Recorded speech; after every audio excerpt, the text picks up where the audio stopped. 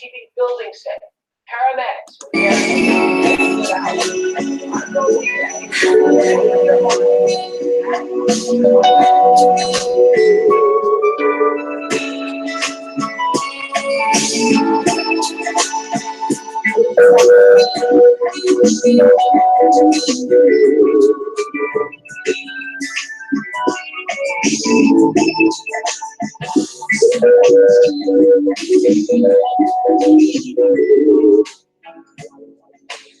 You don't belong to me anymore, it seems. I'm all alone in my dreams. I just feel so weak. No one knows the pain I see when I'm all alone. Now that you're gone, my world is cold, my friends are gone. Without you here, my joy seems cruel. When you left, you took part of me. What can I do? Tell me, baby, it's you that I need. Baby, it's you that I need. I'm lonely, yes. It's you that I need. Come on back, come back.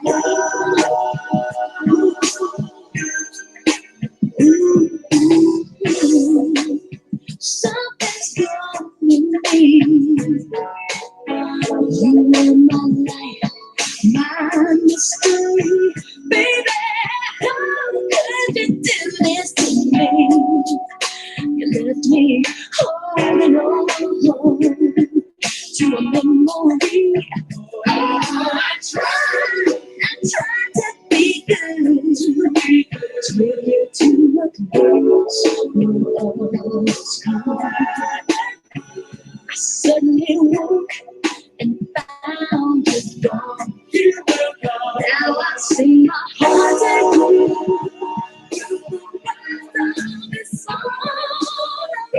something's happened to me.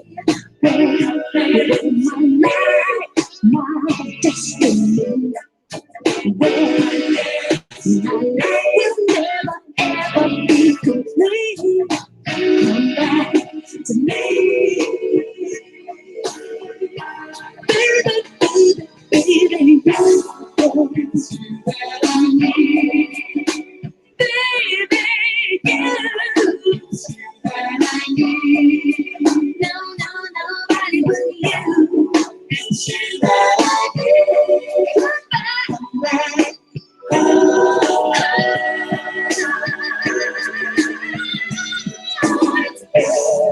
It's you that I need.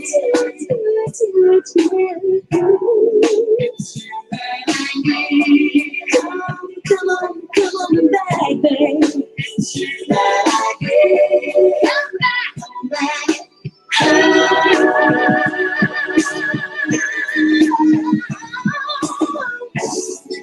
It's you that I need. Oh, it's you, babe. It's you that I need. All I need, it's you.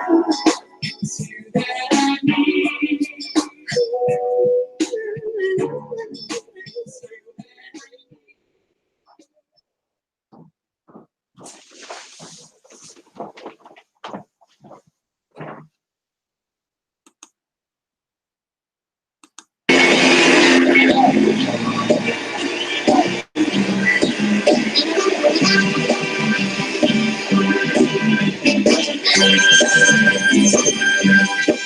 I'm coming to you, wanna touch home. Good loving, gotta touch home. When you get it, you got to. So don't hurry, 'cause I'm coming. I'm a soul. I'm a soul man.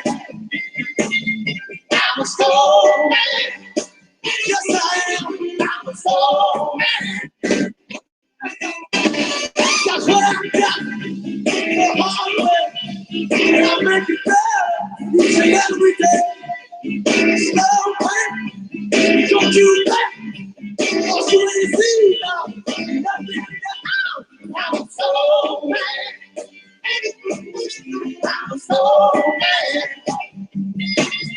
I'm so mad. I'm so mad.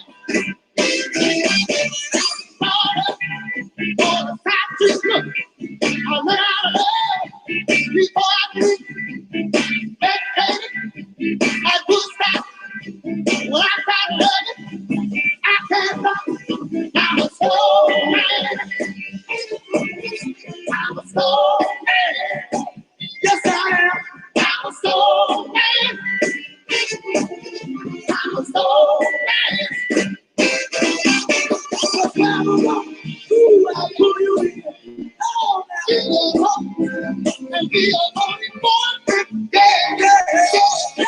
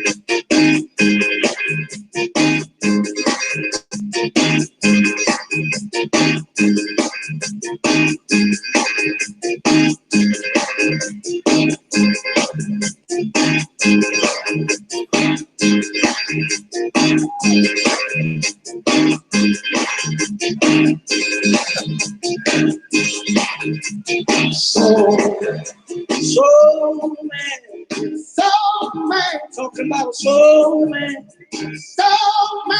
Don't you need a soul man? Soul man. Got to have a soul man. I'm a soul man. Don't you want a soul man? Yes. I'm a soul man. Got to be a soul man. I gotta be a soul man. I wanna be soul man.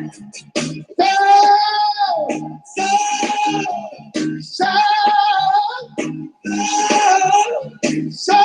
baby, so baby,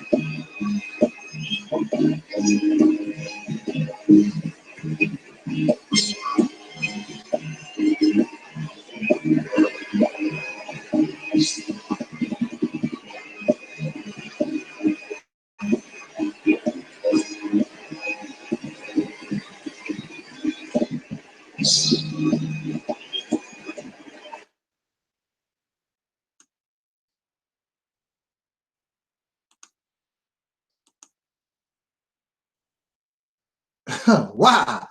I'm a soul man. I'm a soul man. You know something? I do not know why this thing would not let me share the video. It was funny watching Sam and Dave do their thing. You ought to see the Caucasian people in the audience. They all offbeat. I'm a soul man.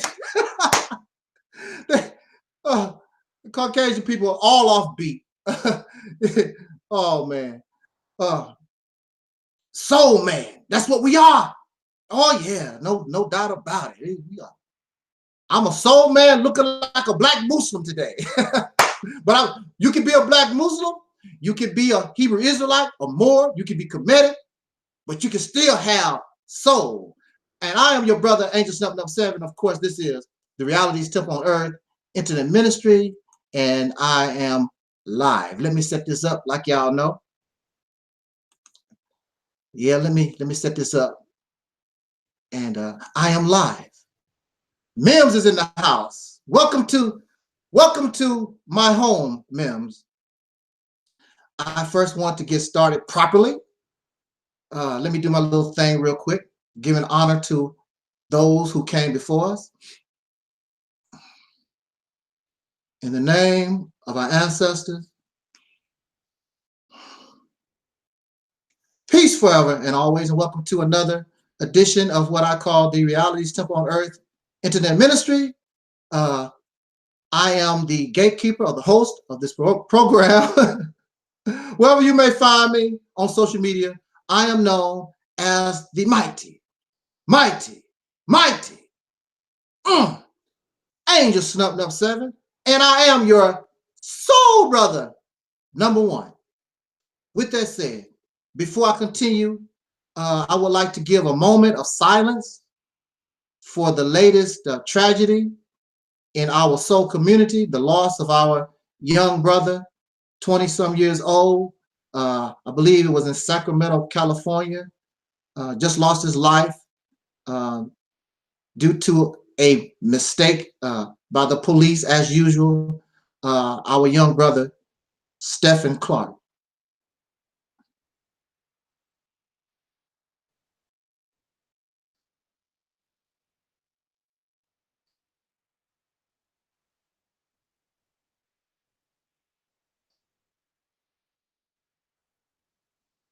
Thank you very much. Thank you. Thank you so much.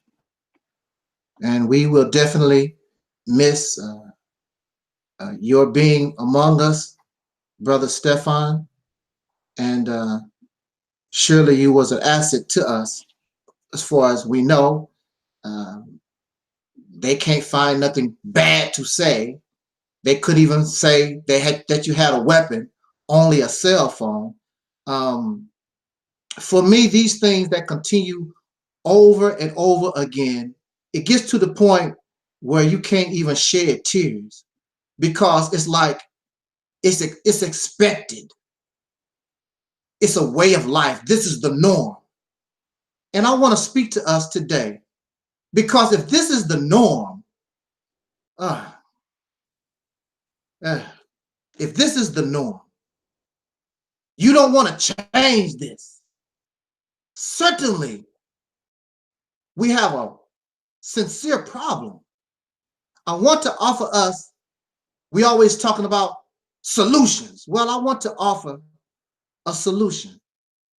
And I want to offer this solution, this message to our brother, known as the Honorable Minister Louis Farrakhan, the Nation of Islam, the incredible and powerful Fruit of Islam, and of course, the MGT.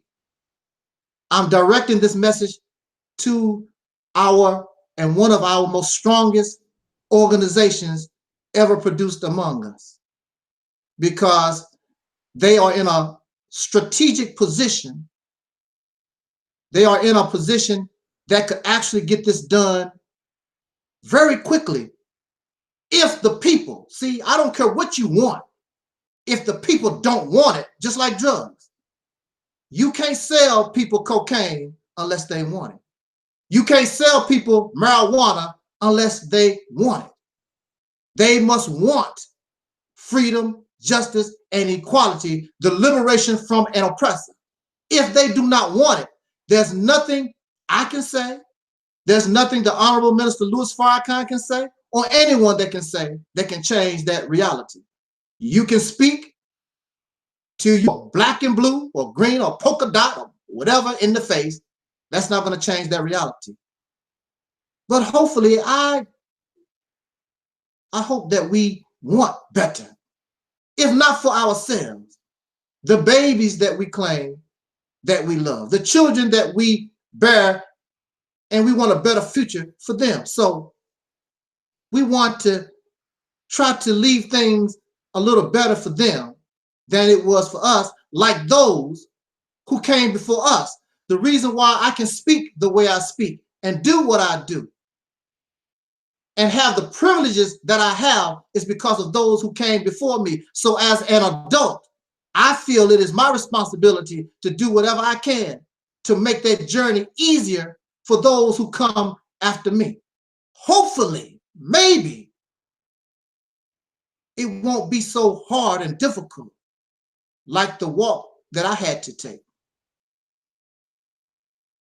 So again, I want to send this message to the soul community, to this soul nation, but specifically to the Nation of Islam, our brother, Minister Louis Farrakhan, and those who support and follow his leadership.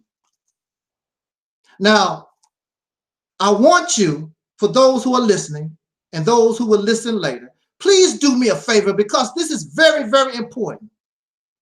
I need your feedback. I want to hear your voice, even if it's just to say, right on. Even if it's just to say, Negro, you is out of your dang mind. You is crazy. Whatever your opinion, I want to hear it. Write it down. Put it in the comments. Put it in the chat room. Let me hear your voice. And then, especially if you agree with this message, you got to get this message out to our people, because this is a reality. This is not some feel-good stuff that I want to present to us. It can make you feel good, but not only is it plausible, but it is possible, again, if we want it. Bear with me, y'all. I dressed a little sharp for you, for the minister, for those who follow the minister, for my soul people today, because you deserve it. You deserve somebody clean cut and respectable and somebody that dress up just for you. You deserve it.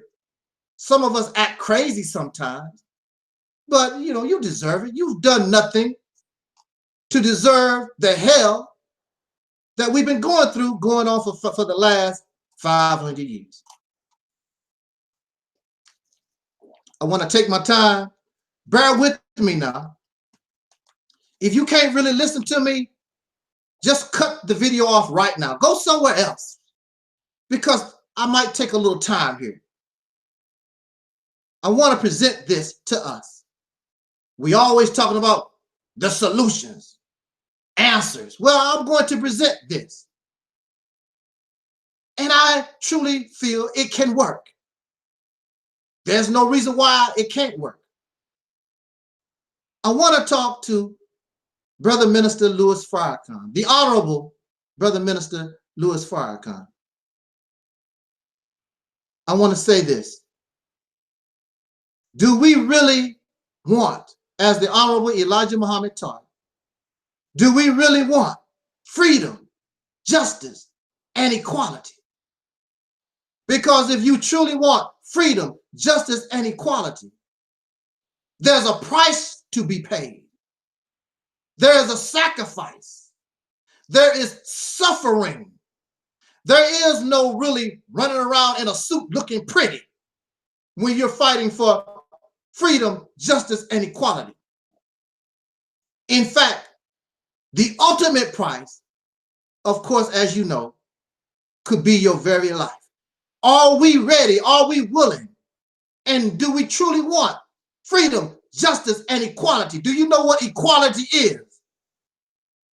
Equality is, I have one bow tie. You have one bow tie. We are equal. If I have two bow ties, now it's unequal.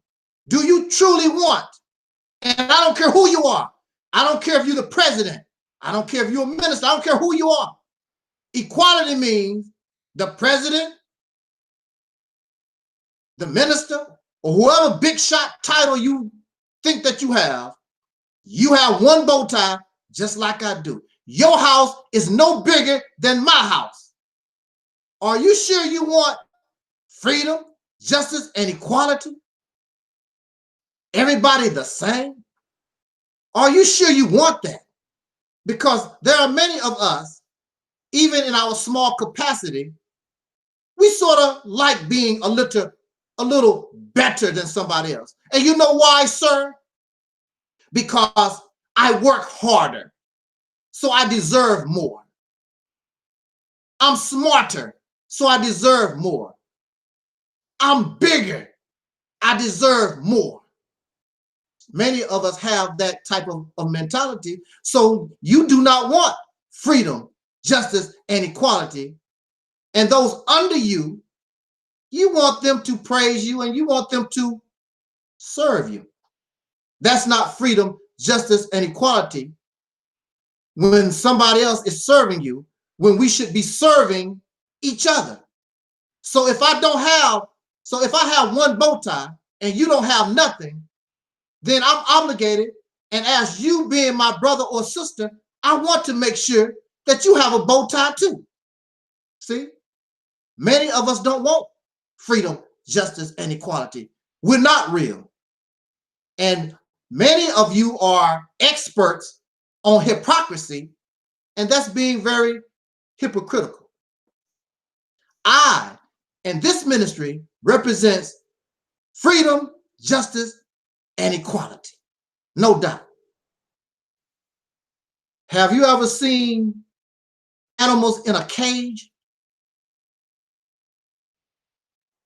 I'm pretty sure you have. Many of you have had aquariums and you have the little fish running around and it's time to clean the tank and all the fish trying to run, or you're trying to clean a pen with a lot of animals in it and all the animals take off trying to run because they don't want to leave their home.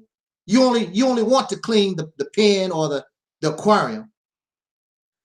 And then the fish, they huddle in a corner somewhere trying to get away. That's their safe haven. That's a place where they think they can find relief from what is going on. The so-called Negro, the African Americaners, whatever you want to call ourselves today, we have been in this nation going on 500 years. And our extreme problem being in this cage is that we've no safe haven. Even the slave, it was possible back in the day, they tried to find a safe haven. The Underground Railroad, they would get on a train or a stagecoach, however, go up under whatever they done in order to find a safe place they could go to. However, in modern times, we have no safe haven. So we are easy victims for those who come to clean the cage. You understand? We need a safe haven. So if we are being murdered in California, if we're being lynched in Tennessee, is there any place that we can go where we can feel safe? Right now, there is no place. It's a possibility that no matter where a dark-skinned person goes in this nation, there's a big possibility, and the percentage is high, that we could end up, especially if you are a young, dark-skinned, young soul brother like Stephon Clark. The odds are against you that you might end up being a victim of police racism, or let us not forget, you could be murdered by your own people, those of whom they say are your own people. We are not a people, because if we were a people, there would be a certain amount of love. And people, we don't run around murdering each other because of that love, because when I see you, I see myself. So why would I pull a trigger on myself? That's like committing suicide. But since I don't see you as myself, and that other face that I see has no value to me, it's easy for me to take up a gun or a knife or something of destruction, some weapon of mass destruction, and murder my own. So yes, I must also add that not only do we suffer from being murdered by outside forces, but we have to worry about being murdered by our own.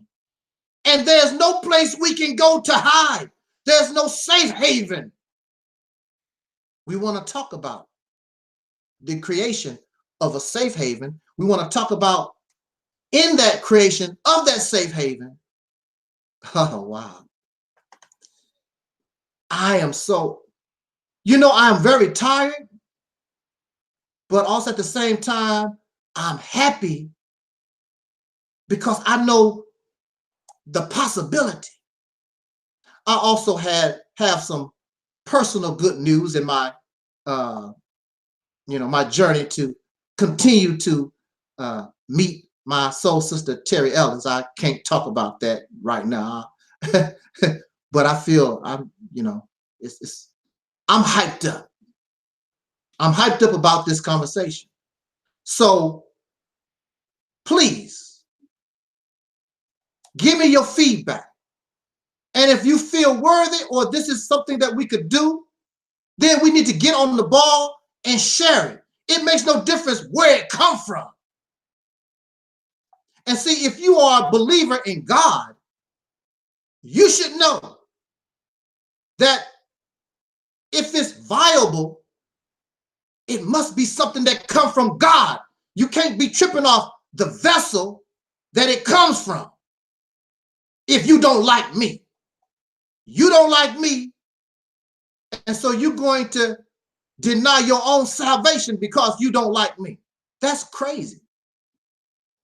You should want to be part of anything and listen to anyone that sounds like they have some type of damn sense that can get us out of this situation once and for all. Aren't you tired of this crap? It's been going on 500 years. How many lifetimes is that? How many times have our ancestors prayed for the end of this madness, this insanity? You with me? Okay.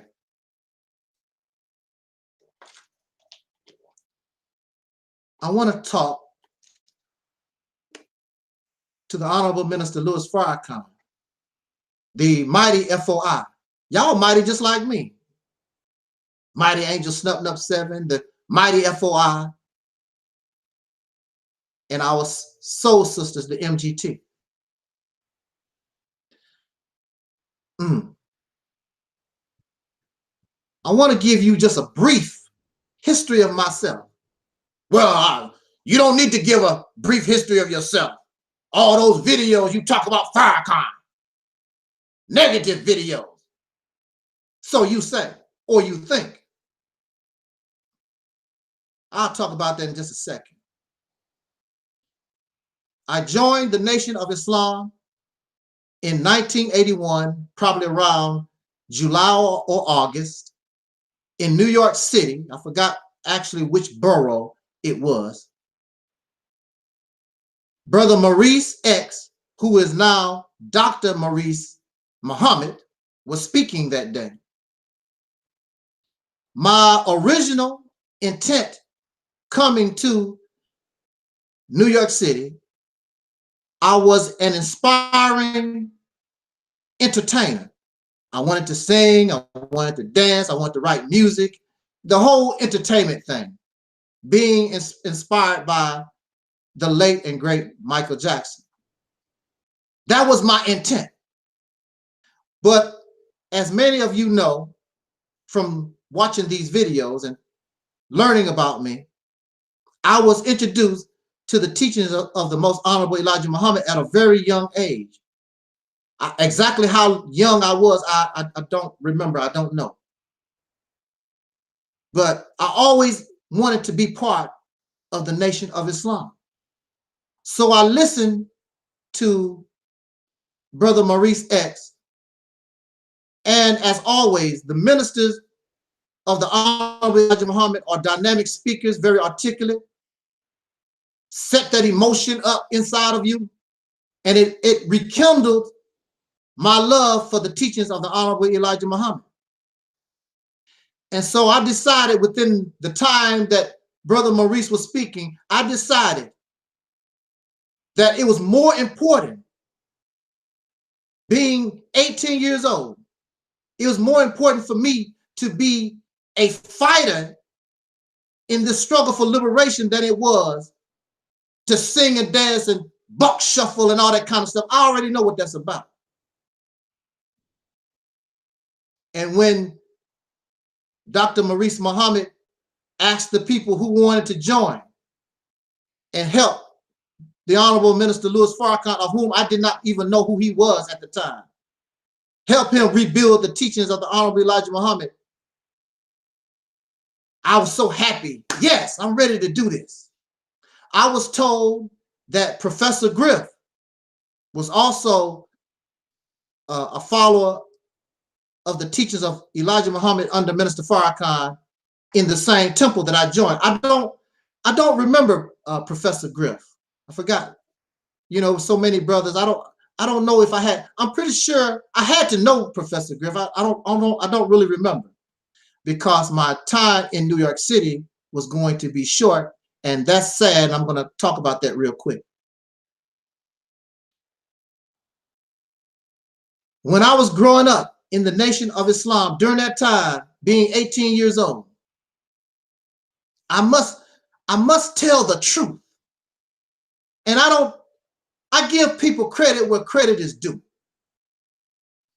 It makes no difference about whether I like you or don't like you or whatever. If that's what you accomplished, if that's what whatever you did of right, I will give you your credit. Whatever you did of wrong, I'm going to tell you the same thing. I'm an equal opportunity person like that.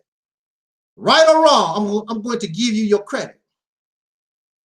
But during the 80s now, let me tell you, being 18 years old, having no real example of manhood around me, when I joined the Nation of Islam was one of the best things, and I don't regret nothing. Because at that time, Minister Louis Farrakhan was one of the strongest voices out there. One of the best examples of manhood, and I know countless people, if you be truthful, you will agree with me. The way he spoke truth to power and was not afraid. Oh man. I was a young man. We had a meeting at the Armory, I believe, in New York City. It was the Armory. And you had the Jewish Defense League or the Anti-Defamation League, whatever them jive time Jews was, whatever. They on the side of the street talking about, who do we want? Farrakhan. How do you want him? We want him dead. Don't come to our side of the street if you know what's best for you, son. Because I know I was getting ready to rip him another butthole. That's just bottom line. Nobody have time for playing. You can holler and scream all you want to on that side of the street. It was Minister Farrakhan and Brother Akbar and the brothers of the FOI that was an example for me, being strong and fearless as they are, that make me who I am today. Watching them stand, watching them take care of business. Nobody takes care of business like the FOI. I haven't seen it. I was a part of the FOI. I know what the FOI is capable of and what the FOI can do, including y'all beautiful sisters. Woo, the MGT. Man, an unstoppable force. Can't do nothing with us. I was so fired up when I first joined the Nation of Islam.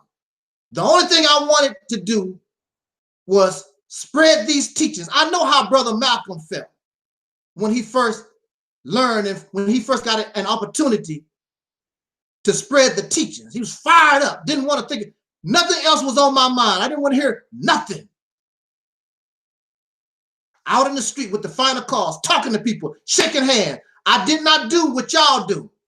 Lay around, playing on the computer all day long. I was shaking hands. And everybody did not like Muslims. Some people wanted to punch you in your face. You would open a gate and people bring out their dog to bite you. That was funny. It was people in my neighborhood that knew me all their life.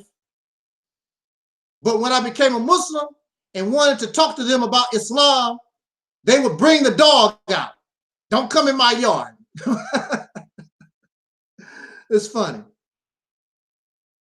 My ultimate goal in my mind at that time, I already made my mind up.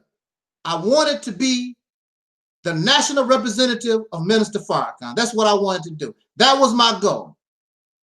And I was willing to work hard and long and for hours, whatever it took to accomplish that goal. Unfortunately, destiny has other plans. As I continue my journey in the Nation of Islam, as I began to mature, I began to start thinking differently. Which, to be honest, I sort of was different to begin with. Even though I love the teachings of the Honorable Elijah Muhammad, I've always had a problem with religion, the religious belief system. I don't know exactly what was wrong with it, but there was something wrong with religion. I did not like religion anyway. But I liked the brotherhood. I liked the sisterhood. I liked the overall message of the Honorable Elijah Muhammad and the teachings of the Nation of Islam. But again, destiny has other plans. And so, not going into detail because we could be here all night, I just started to become discontent. But you know, like I said, I would not take nothing back. One of the most incredible experiences I've ever had was my first Savior's Day convention. And all the brothers in their uniforms and the sisters dressed in they're all white, and brothers and sisters from all over the country. There was no profane language. There was no smoking weed. Everybody was courteous to one another. That was a wonderful experience. And I hope that continues. With this last Savior's Day and many more to follow. Wonderful experience. I can't say the same thing for the Million Man March. As soon as you come to the Million Man March, you can smell weed. You know, brothers was drinking and smoking. But at least we all gathered at the mall for a specific reason. And I know there are those critics of the Million Man March. There are those who are critics of Justice or Else and so forth. Whatever. We're not talking about then. We're talking about what are we going to do now? What we are going to do now. Not what Farrakhan is going to do, what the Nation of Islam is going to do. What are we going to do now? Especially since you're a critic and you have nothing else to show. You're not doing nothing. If you don't like the Million Man March, then what have you produced? It's simple as that. And that's nothing. This is a we effort. So you should not just rely on Minister Farrakhan or any organization or individual. This is a we problem. Again, do the people really want freedom, justice, and equality? Do you really want that? Because if you do, you are willing to pay the price. What is sad and hurt me so bad is that I have relatives in the Nation of Islam that encouraged me to join Minister Farrakhan. And I was hyped up, and I love New York City. Mind you, these are my biological brothers and sisters. These are my relatives. I was 18 years old, and I was living with my relatives in the New York City area. And they really was getting sick. They didn't like me being around. And I wanted to stay and work in New York. But they was like, we need to send you back to your mama. It's a hurtful thing. When you have, these are not only your biological relatives, these are my brothers and sisters in the Nation of Islam. And they could not tolerate their own biological nephew, known me all my life. They told me, or they pointed me towards the homeless shelter. These are my brothers and sisters, my biological relatives, and they pointed me to the homeless shelter. I could not stay with them. Another FOI could not stay with the MGT FOI. The MGT FOI sent me, pointed me to the homeless shelter. You think that didn't have an effect on how I began to view everything? When I'm looking at brother and sisterhood, these are my relatives, and they are my brothers and sisters in the belief in the Honorable Elijah Muhammad, and they told me and sent me, wanted to send me to a homeless shelter. Don't judge me. You are not qualified to judge me. You don't know what I've been through. So they put me on an airplane, a jet plane, the fastest way they could get me out of Dodge City, sent me home back to my mama. But I still tried to hang, and I worked with the brothers and sisters in the St. Louis area, St. Louis, Missouri area, for the next 5 or so years. But again, the feeling of discontent and this type of behavior was coming from certain people, especially from the top leadership. I did not see them have real love for the brothers and sisters in the mosque. They was always on this power trip. How do you feel powerful? And sometimes there are only 5 or 6 brothers in the ranks. I'm the captain. Matter of fact, during that period of time, the Honorable Minister Louis Farrakhan took away all titles. There was no minister, there was no captain, there was no lieutenant. And he definitely was not known as the Honorable Minister Louis Farrakhan. None of that was going on. The headline of the Final Call newspaper in 1982, I believe, was, "We must first be brothers."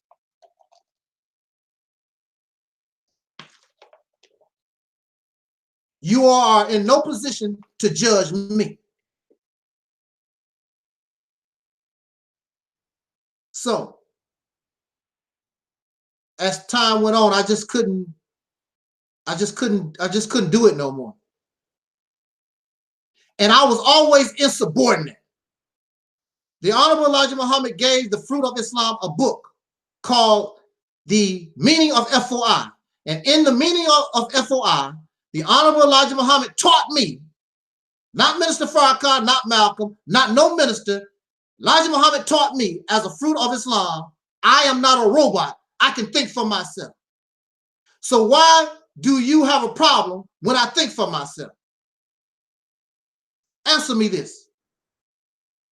The Honorable Elijah Muhammad said that you have the right to question his teaching, and when I question the teaching, why do you have a problem? Brother, you turning into a hypocrite? You turning into a disbeliever? What is your problem? I am doing what I was taught. I'm not a damn robot, and I can question the teaching. And if I find something wrong, then it's not me that has the problem. Those who represent the teachings have the problem. I have that right by the man who set the teachings up. So I always was asking questions. I was always, you could have called me insubordinate brother X. I was always insubordinate. But I never was charged. I never was thrown out the temple, kicked out the mosque because I was insubordinate, simply because they saw I was a hard worker. And I guess that saved me, because I was doing the work 24 hours a day. But I asked questions, and sometimes I would tell a brother, I'm not going to do that. I don't feel comfortable with it. I don't think it's in line with the teachings. I'm not doing it. Brother, that's insubordination. I don't care what it is. Here, you can have the bow tie. I'm out of here. So eventually, I left the nation. It was difficult. It was hard. I didn't really want to. And I tried to hang on and off for a few years. And I believe that I finally just cut ties with the Nation of Islam sometime in 1990. So from 1981 to 1990, I was there. So I became like the prodigal son, because in my heart, this is what I wanted to be part of. And you chastise Malcolm for wanting to be part or go back to the nation. That's all he knew. That's all he knew for 12 years. Of course he wanted to go back home. That's all he knew. That's what made him what he was. That's a part of his life. Of course he wanted to come back home. And I wanted to, but I knew I just couldn't do that no more. Then I would be a hypocrite, pretending to be something that I am not. I no longer believe that type of way anymore. At all, period. Not some parts or a little bit of this. I just did not, it just wasn't attractive to me no more. So why be a part? So you have brothers, I'm still your brother, but then you have brothers who don't really believe in brotherhood. You just want to come and be around the brotherhood. They want to try to force you to put on a bow tie again. I said, no, it's not me, man. Why would you want somebody who is telling you, I don't believe that, to be in your ranks? Well, they did it with Wallace. Wallace told, it was very clear, Wallace told everybody, I do not believe in my father's teaching. And they made him the leader. I don't understand your thinking. And then you actually believe you was going to thrive by putting somebody in leadership that did not believe the teachings. What's wrong? Come on. That don't make no sense. So I was wondering, going back and forth and everything. Went to church, which I went to church, and Christian brothers and sisters actually treated me better in the church than they did in the mosque. I never really was able to speak in the temple for whatever reason. I don't know why. I can guess, I can assume, but I really don't know why. But when I went to church, the preacher said, what you want to say, bro? They gave me their rostrum. They gave me their pulpit. Treated me like I was royalty. Every church I went to. I'm pretty sure the Nation of Islam saw value in me, but not like the church. They treated me like royalty, like I was some kind of king. That's a shame, because that which you love don't see your real value. And these other persons that's outside, they always wanted me, brother, you need to be a Christian. Brother, you need to be a Hebrew Israelite. Brother, you need to be a Jehovah's Witness. Everywhere I went, they wanted me, except the place where I really wanted to be. Didn't really see my value. But see, I don't believe that. And I told the preachers and I told the ministers that I met, I was even approached by some brothers and sisters that was in the nation, came to me, why don't you start your own Nation of Islam? You would be in competition with Minister Farrakhan, so what? Well, I didn't like that. And why should I start something that I really don't believe that, really, you know? I don't believe that. So I'm wondering, excuse me, I was playing with this thing here. I'm wondering, and I'm trying to find something to do, because for years and years and years, the Nation of Islam was my life. All right. So I'm trying to get back, and there are videos that I make, and I'm very sure there are some of you who know my face and know who I am. The Nation of Islam know who I am. Minister Farrakhan might not remember, but his his international representative, Brother Akbar Muhammad, who was Larry X at the time. I used to work with Larry X almost every day. I went to the temple in 2010, and Brother Akbar, as soon as he recognized me, he said, "Hey, young brother," and we embraced each other like we was old friends, didn't miss a beat. He did not show no type of signs like he didn't like me or nothing like that. It was a wonderful meeting, Brother Akbar. But the sad thing, see, FOI, listen. See, this is the problem with the Nation of Islam for decades. We got this jealousy problem. Y'all do, you got this jealousy problem. See, in 2010, I was going to get that interview with Minister Farrakhan. But there was jealous FOI that did everything they could to keep me away from Minister Farrakhan. Because you could see it in their eyes. Who is this dude coming off the street and he just talking with Brother Akbar like that? Brother Akbar is as close to Minister Farrakhan as you can get. See, what you don't know is, in the early days of the Nation of Islam, that was an all-the-time thing. I was around Minister Farrakhan on many occasions. I was around Minister Farrakhan willing to take a bullet for him. You are in no position to judge me about nothing. In fact, if it was not for my sacrifice, my work, my assistance in helping in that struggle, doing that rebuilding process, you couldn't be where you're at. How many temples did I dedicate? Not only did I dedicate temples, I put the bricks down. I put the cement down. I dust. I clean. You are in no position to tell me about my sincerity. You are in no position to tell me nothing. You are not in a position to judge me at all. That's your problem. Filled with jealousy. You should have been happy that two brothers that have not seen each other in years and years and years come together in a civil manner and be happy to see one another. Jealousy.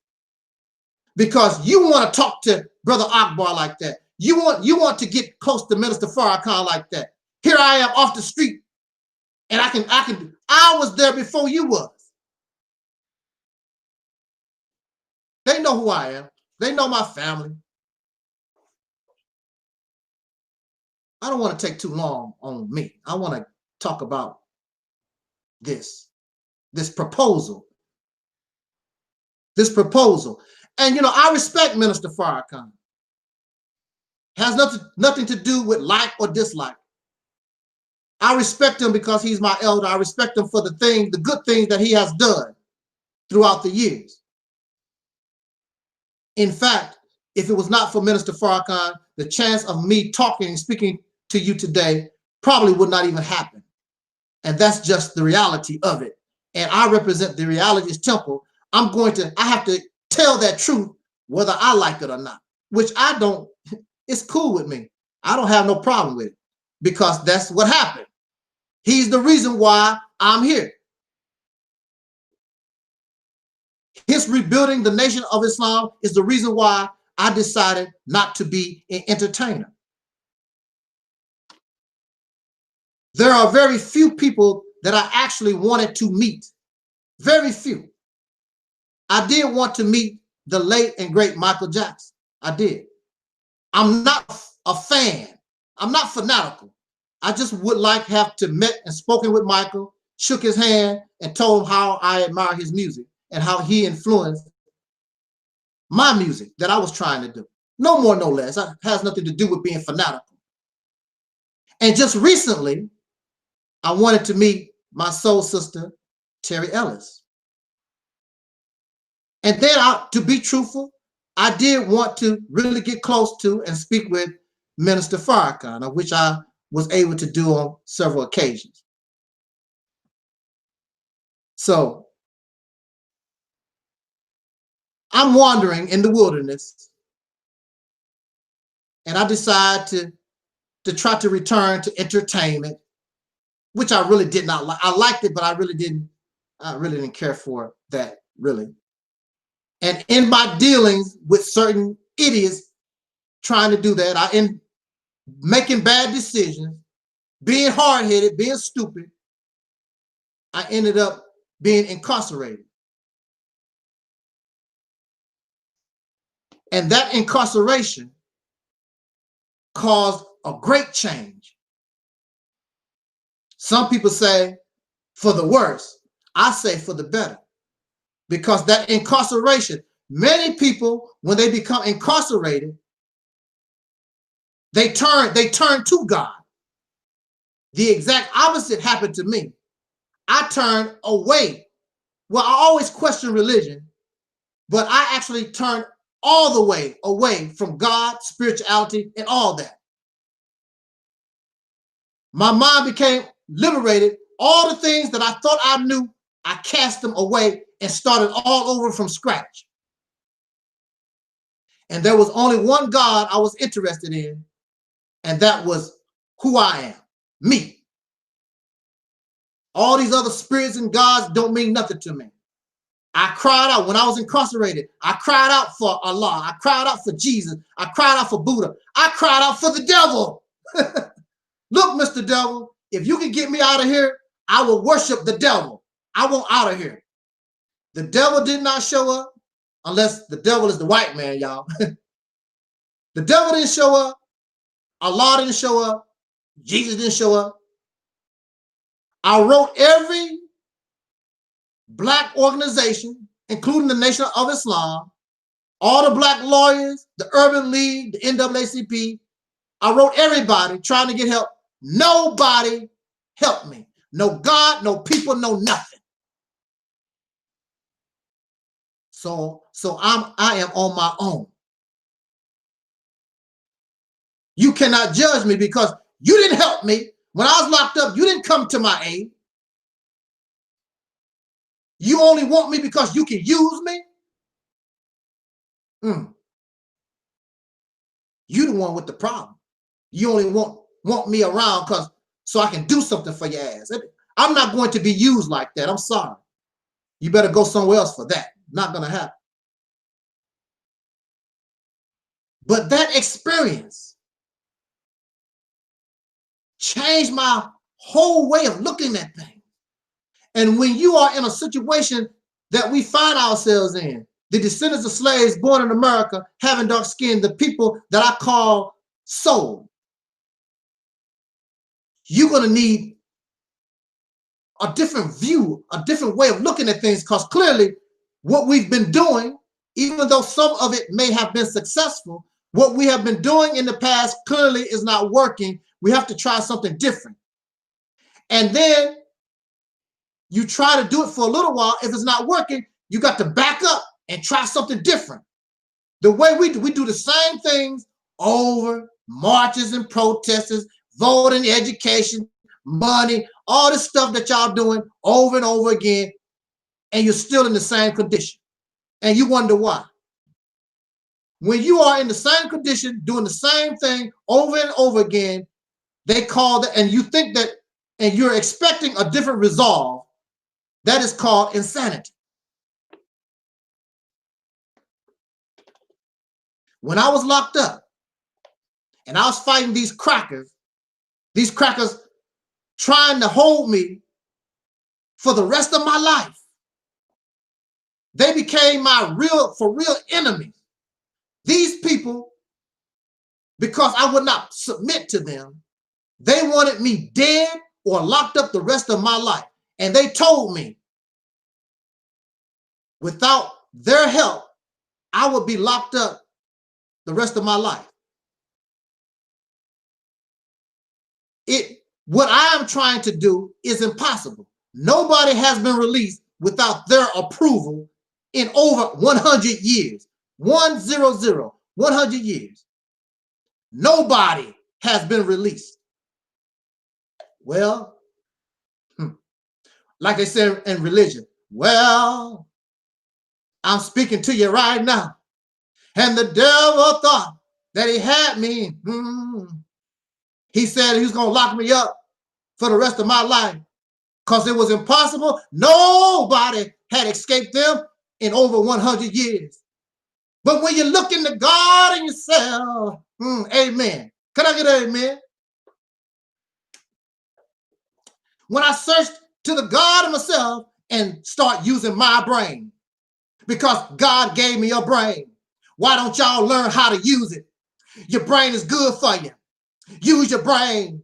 Stop reading all these damn books because the books is limited in information according to somebody else's brain. Learn how to use your own brain. I use my own brain, y'all.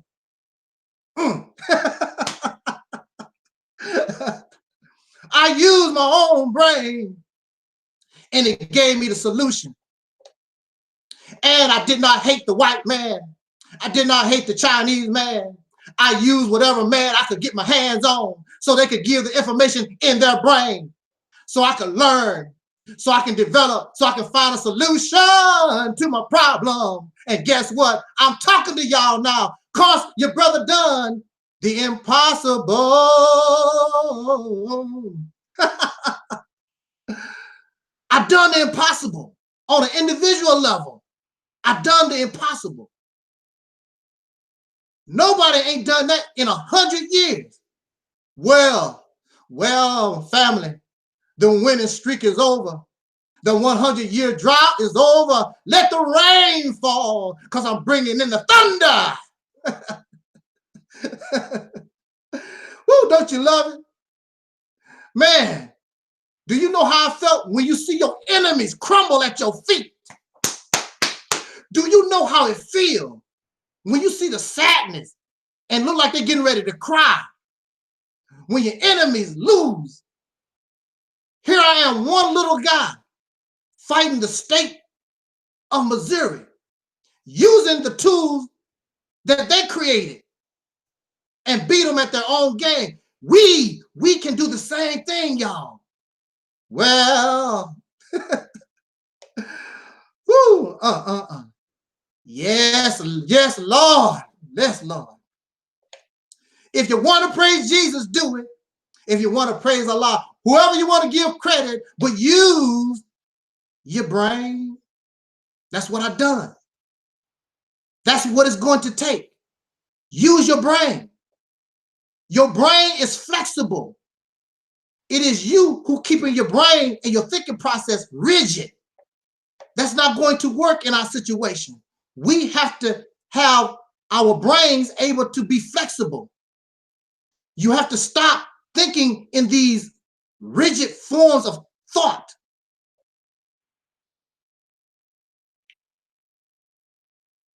They say in the chat room, I think our positive voice is capable of generating waves of healing and balance. Yes. Yes. Hey, Veronica, how you doing? Welcome to church. I'm taking my time today. Got my little water here. And that's enough about me. I just wanted to give you a little background on myself because really it's a long story. I try to make it short as possible, but I just want folks to know you can't judge me. You don't know what I've been through. And you don't know, since you did not create me, you did not make me, but God did. You don't know what plans God had for me at all. You're in no position to judge me at all.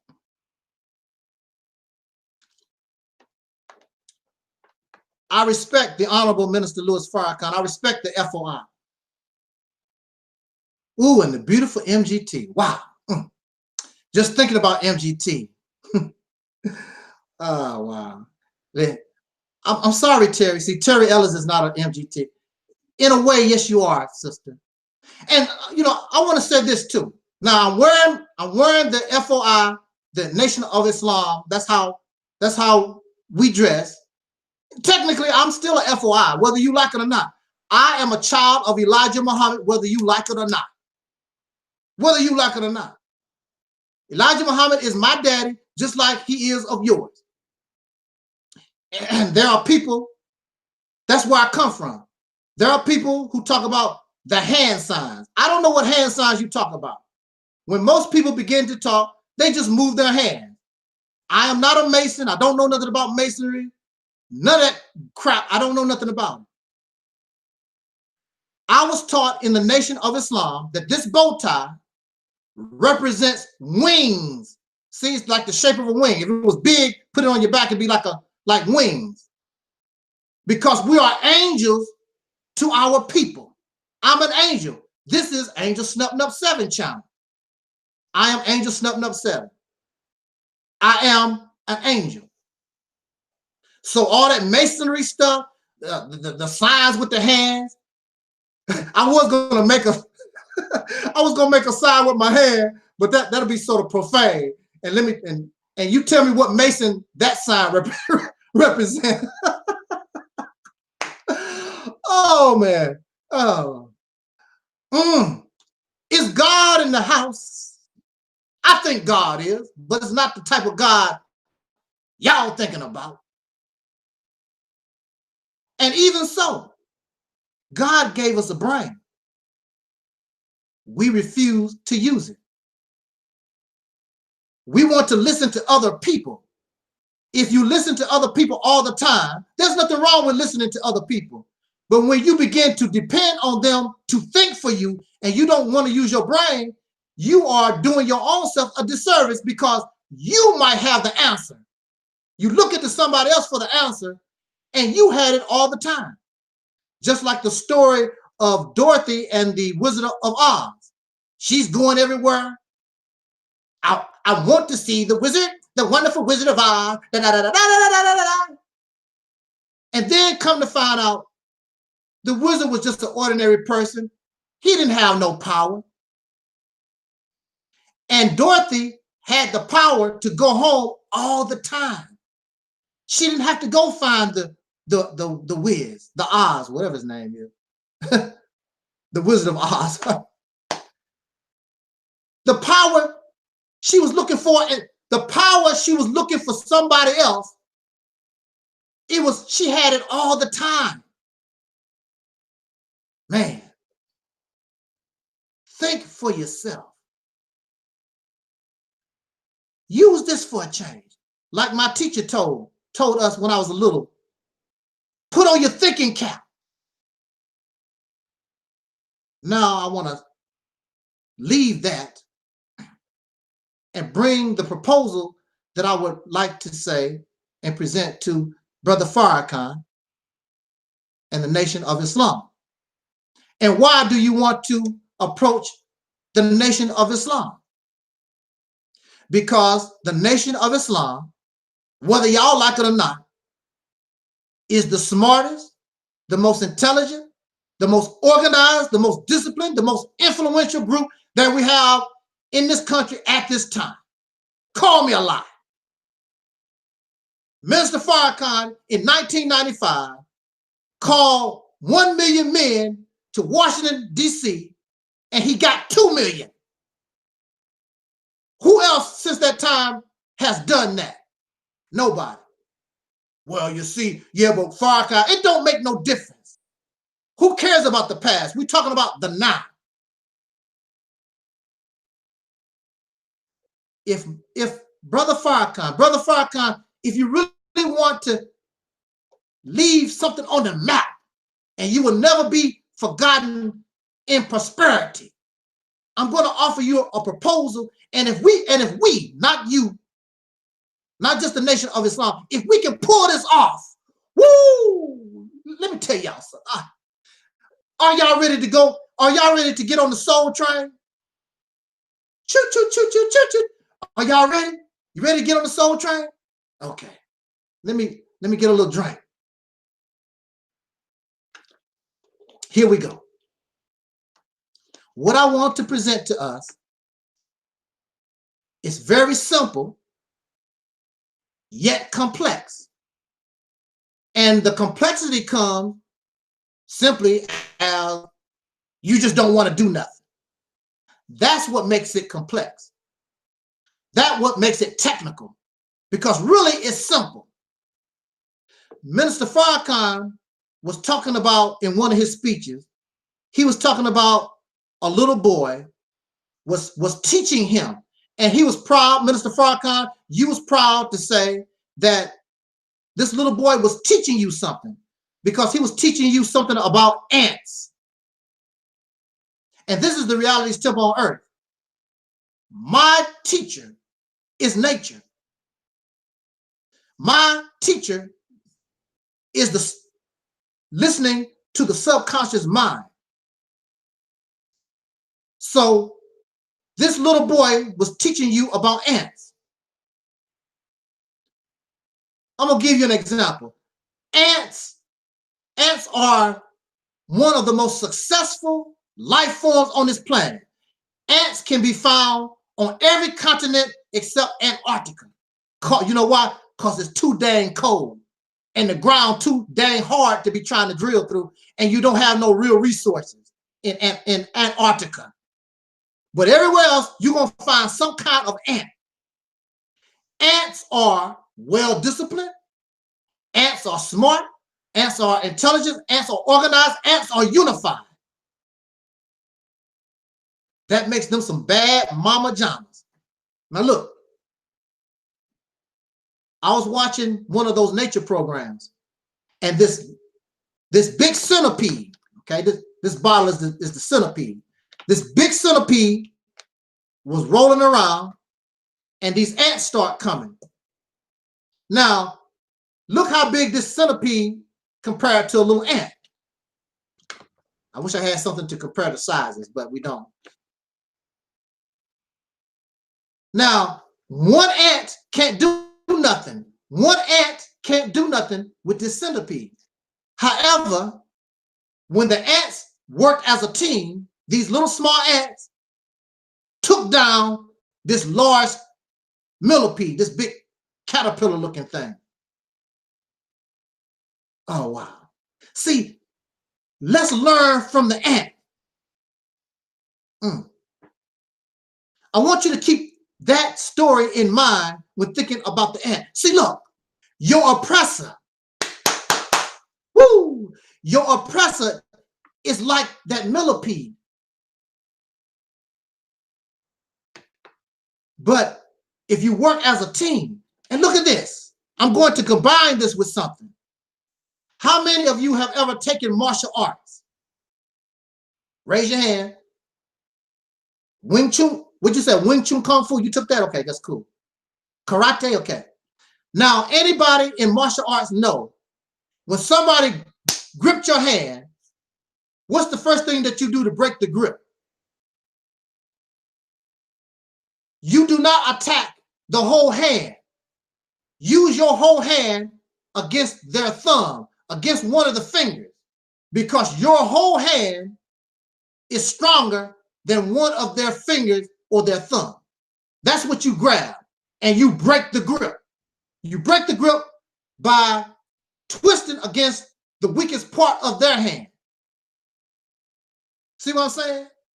So see, if the United States of America is this caterpillar, if this United States of America is the hand that's keeping you entrapped, you don't try to fight. See, that's what we've been trying to do.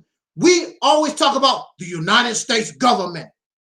You are not strong enough. You are not in a position to do anything to the United States government. However, however, see, I really don't like coming out like this, y'all. I really don't, because when I was fighting them crackers, when I was locked up, you should always have the element of surprise. Let them wonder about what you're going to do. Always have the element of surprise on your side. But in this situation, you know how we are. We're not brotherly. I can't make a telephone call. Can I come to Chicago and speak to Minister Farrakhan? Some of these brothers and sisters, I write them emails all the time. They don't want nothing to do with me.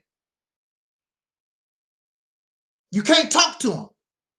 So the only way that they're going to listen is you got to make a video. You have to talk out in the public. That's a damn shame. That's a damn shame. But unfortunately, that's a reality.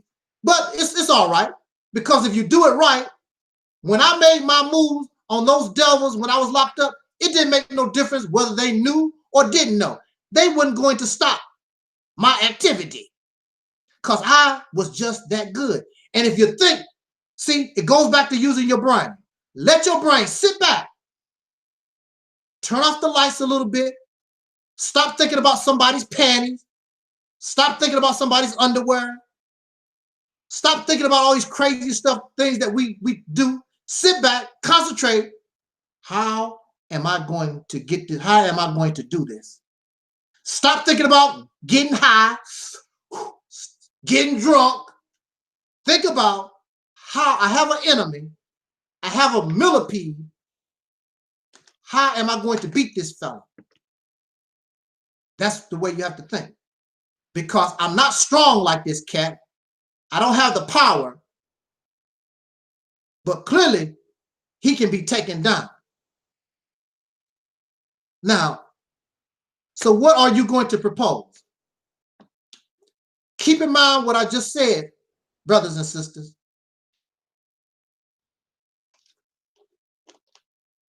Y'all there? Okay. Now, I have not done full research. I'm just going by the way things look. Again, this is simple yet complex. I haven't done the research. That's where the Nation of Islam comes in. Because the Nation of Islam, and many of you, y'all good at research. Y'all good at research. Y'all good at fact finding. So let's get the facts. Let's get this together. Let's see if it really is plausible. Let's see if it really is possible. I think that it is. I don't think it's necessary. It's good to get the facts so we know exactly what we're dealing with. This is a nationwide effort. The nation, it don't take all of us, but a nice percentage. If a nice percentage of us support this activity, woo, man, look. Brother, get to it, man. I'm excited. What you gonna say? Here we go. Look. This is what I propose. I say that it don't necessarily have to be this state. I'm looking at the state of Mississippi. I heard through the grapevine, and I was talking to my assistant minister, and we was talking about the state of Mississippi. It's one of the poorest states in the union. Nobody don't really talk about the state of Mississippi. The reason why I'm looking at the state of Mississippi is because it's supposed to have a very large African-American soul brother and sister population. This is what I propose. Oh man. This is what I propose. I say that we start a campaign, and you have to look at this as a military operation, because really that's what it is. It's a military operation, but we're not using guns. We're not using tanks. We're not using none of that type of stuff. We're using what is available to us by law under the United States government. You're going to use the laws and the policies that they gave us. All right? This is what we have to do. Since we already have a vast majority of soul brothers and sisters in the state of Mississippi, I propose that we start a campaign where we begin to move to the state of Mississippi. It's already have a large population of brothers and sisters there anyway. I say that all of those who are able, all of us begin to move to the state of Mississippi. Why? Because if you move to the state of Mississippi and all of us are thinking the same kind of way, then your voting power will become power, and you can vote in and put in the government whoever you want, from the local to the state and the small municipalities. You can put into power those people who represent us. And we represent, and we create an agenda for those politicians that we put into power. We support, as a nation, we support anybody who wants to go to the state of Mississippi so that we can take advantage of the voting power. So all over the country, all of our brothers and sisters who are homeless, they can find a home. We get them and support them, let them go to the state of Mississippi and get them residency in the state of Mississippi so they can begin voting. And we can win the governor's house. If you can control you don't have to worry about trying to control the politics of the whole nation. Just control the state of Mississippi. Do you know what can happen for us? Look, do you know what can happen to us, for us, if we control the state of Mississippi? The state of Mississippi is poor. It don't have to be that way. This is a sink or swim situation. Either you're going to sink or you're going to swim. I believe we can swim. There's no doubt about it. When you boycott and when you march, once you begin to take control of the political system in the state of Mississippi, your voting and your marching has power. So you can march for the death of Stephon Clark, don't mean nothing. You can march and protest because Trayvon Martin was killed, don't mean nothing. But if you control a state, if you can control if you can get into the governor house, woo, man. Do you understand? All the doors. Those of you who keep talking about, I want to build a nation. I want to build a nation. That's your beginning. The state of Mississippi opened all those doors. The beginning of your nation, the nation of Islam. This is your nation. All y'all nation builders, this is your nation. And you'll still be a part of the United States. Your lifestyle don't change. The only thing that's going to change is you get power, something you never had. You get opportunities that you've never seen before. So you want trade with Africa. All the states in the union, all the governors, all the politicians, they go back and forth to different countries trying to get business for their state.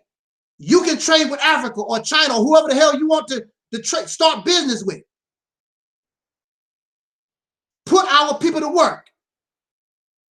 You don't want to force nobody to do nothing. You go into the state of Mississippi, and we start a campaign with the brothers and sisters who are already there. We want to build a certain mentality. You can't be a nigger or a Negro trying to pull this off. Of course, everybody is not going to join you, but you got to look at it this way. You ever see dogs bark? Then all of a sudden the dog stop barking, and one stupid dog all by himself, and pretty soon he start looking around. The other dog's like, why are you barking? We shut up a long time ago. See, when you begin to make those moves, those who are against you, they're going to feel stupid. Why aren't you on board? All this is positive for us. This is something that other people talk about. This is what they want us to do. So why would they have a problem? Oh, they're going to have a problem. They're going to have a problem because they don't want us really to do good. But see, the Honorable Elijah Muhammad asked the United States government, you need to give us a few states or whatever. You know, and I know they're not going to give you nothing, so we can take it. Take it like the ants done that millipede. You're not fighting the whole United States. You just want the state of Mississippi. You want to go in and take control of the state of Mississippi. And if you take control of the state of Mississippi, you put yourself in a position to ask the United States government, say, look, you have some of our brothers and sisters in your prison systems. Look, why don't you give them to us and put them on probation, they will never leave the state of Mississippi. We'll make sure of that. And set them free. Give them to us. Give all our political prisoners, give them to us. Matter of fact, we can ask for almost anybody as a state. You can make that request. Whether they do it or not, we don't know. But as a state, give us our drug addicts. Give us our people in these prison systems. Because you're setting up a state of rehabilitation. And that's the mindset that you're creating going into the state of Mississippi. And you're going to put our people to work from the oldest to the youngest. The state of Mississippi should become something, we should create something that we're known for. And I say that we go into the earth, whatever land that is available in the state of Mississippi, we need to take advantage of it and go into the earth and grow our food organically, real organic. I'm not talking about what's classified by the United States government.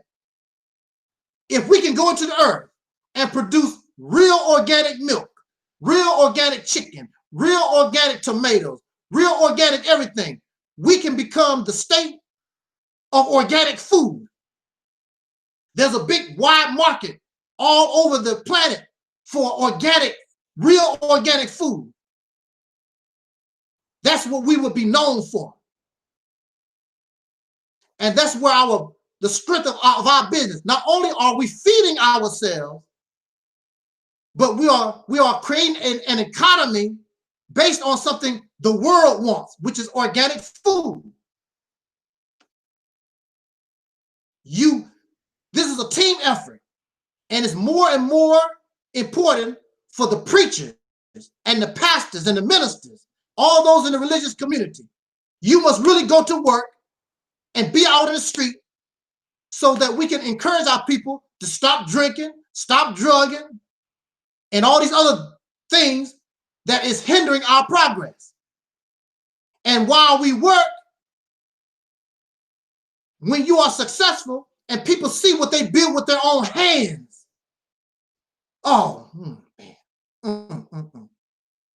See, we need to get up out of the mentality that we're used to. When you are successful, don't mean that you have to live in a multi-million-dollar mansion. All of us, we learn how to live modestly. And the money that we would be throwing away trying to live big shot, we invested in our people. And more of our brothers and sisters can come to Mississippi and help us, and help us create the promised land that Dr. King said we would get there, but he wouldn't be able to get there with us. It's simple, y'all. Just like the ants. Just like the ants. All these doors will open for you if you can take over that state. And if you see yourself successful in that endeavor, it don't stop with Mississippi. Right next door is Alabama. Then right door after that is Georgia.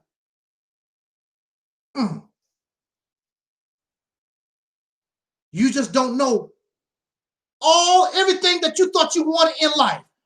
The doors will begin to open. But it's going to take sacrifice, suffering,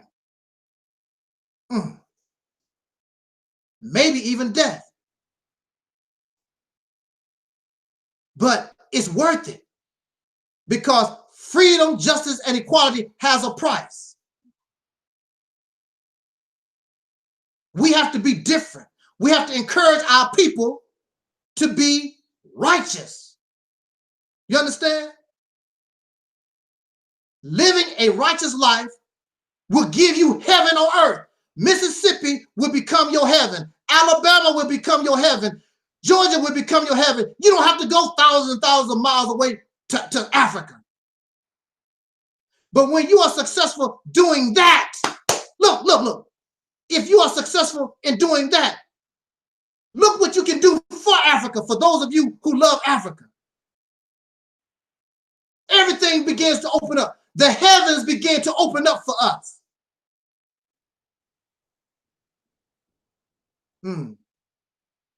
Oh, my chat room. Thank you. Thank you. Knowledge is power. Just think about it. And nobody is thinking about the state of Mississippi. It's poor.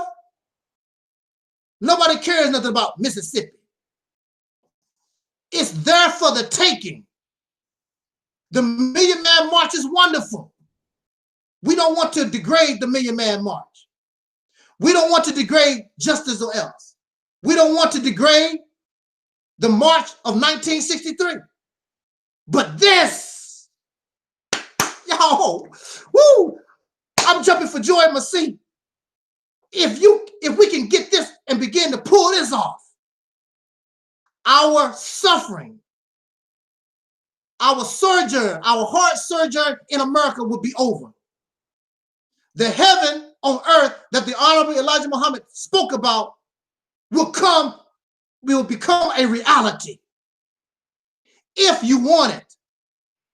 It's not about who gives a damn about who gets the damn credit. I don't care if I never get credit.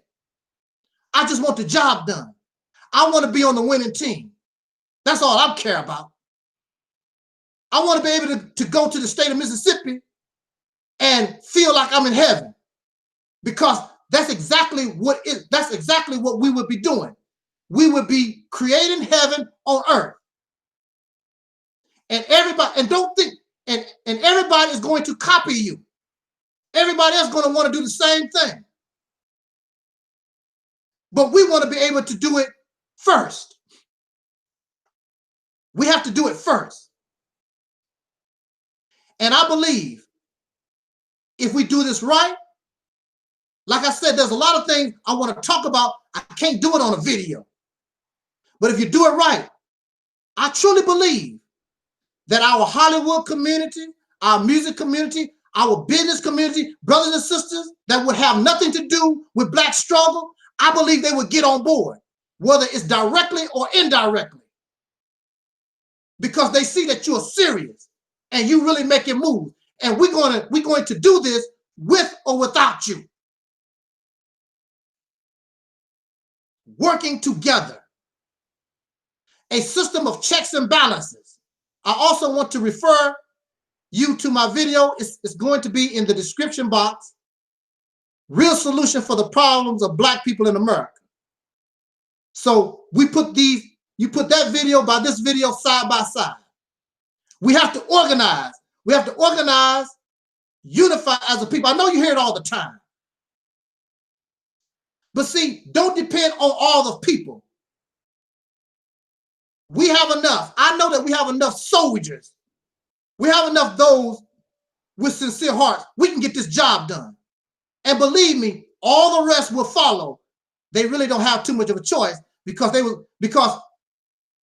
man, you're doing it. Those guys took over a state. Can you imagine Minister Farrakhan being the governor of the state of Mississippi? And see, this is another thing I want to tell y'all before I leave. See, once you control the state of Mississippi and you get a good grip, it don't have to stay Mississippi. We can call the state of Mississippi, we can call it New Africa. I don't care. I just want to be in heaven. Y'all can name it New Africa or whatever. So when these devils tell you, why don't you go back to Africa? I will. I'm going to New Africa. See what I'm saying? That's right. I'm going back to Africa. New Africa. Jackson, New Africa. Not Jackson, Mississippi. Jackson, New Africa. Not Tunica, Mississippi. Tunica, New Africa. Woo! The door is open for. The door is there for the taking. Just play it smart. Use the tools that your enemy gave you. By the time your enemy can respond, it's too late. You already in there and got it going on. Oh, wow. See, I'm excited. See, I know it can be done. I don't have to do a lot of research. You can see it's there for the taking. Who told you that, brother? Maybe God. God gave me a brain. Why don't you use it? Maybe God talks to me. Maybe so. Who knows? You tell me why this can't work. The reason why it can't work, because you don't want to do a damn thing. You are comfortable being a damn Negro ass slave. That's why it won't work. Otherwise, why it can't work? Put our people to work. Nobody in the state of Mississippi, everybody will have something to do, including the babies. And the little children like to help grown folks get stuff done. Let's go to work. Be the hardest working people on the planet. Why? Because you're creating heaven. Not only are you creating heaven for yourself, you may not know this, but you are actually will be changing the reality of the world. Did you hear what I said? You and I will actually be changing the reality of the world, bringing it from hell to heaven, bringing them from wrong to right. Because you are creating a righteous environment. I thought that's what y'all wanted.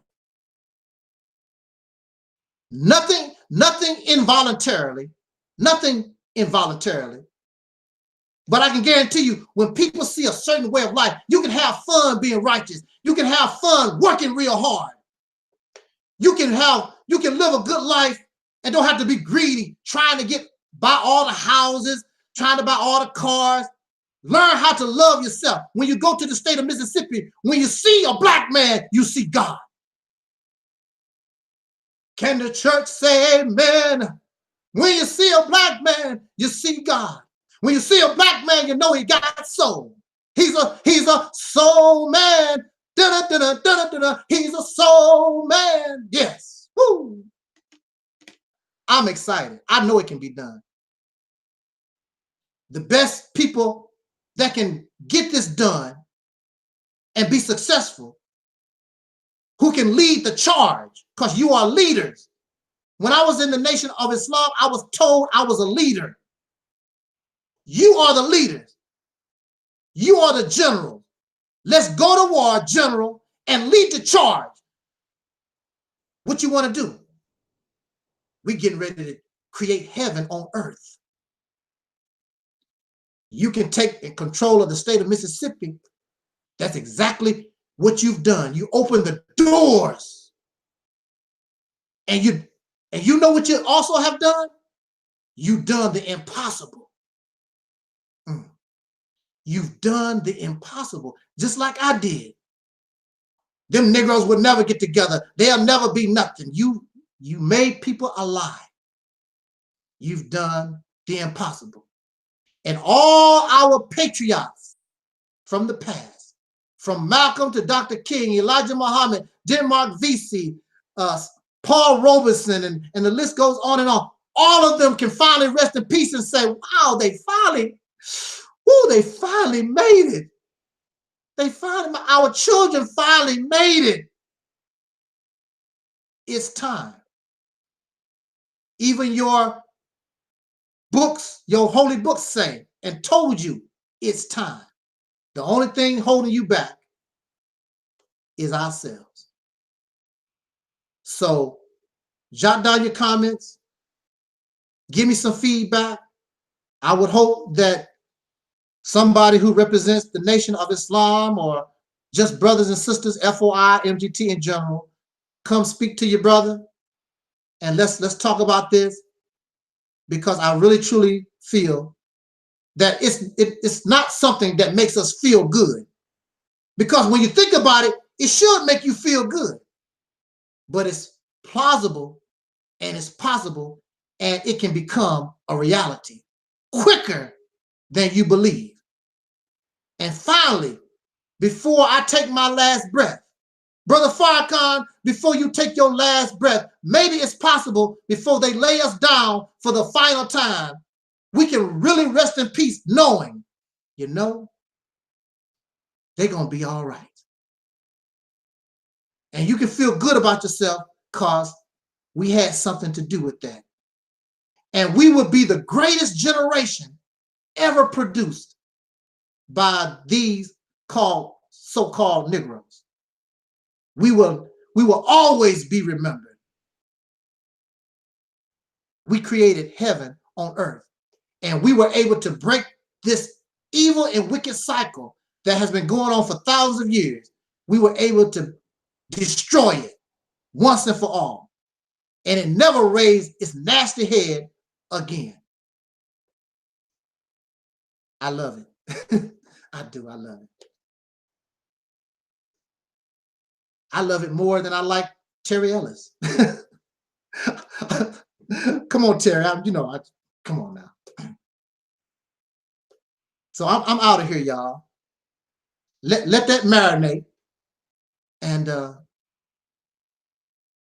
let's speak about it. Let's share this video. Let's get it out here, and let's get to talking on this. If you want to debate for hours and hours and hours, debate on this.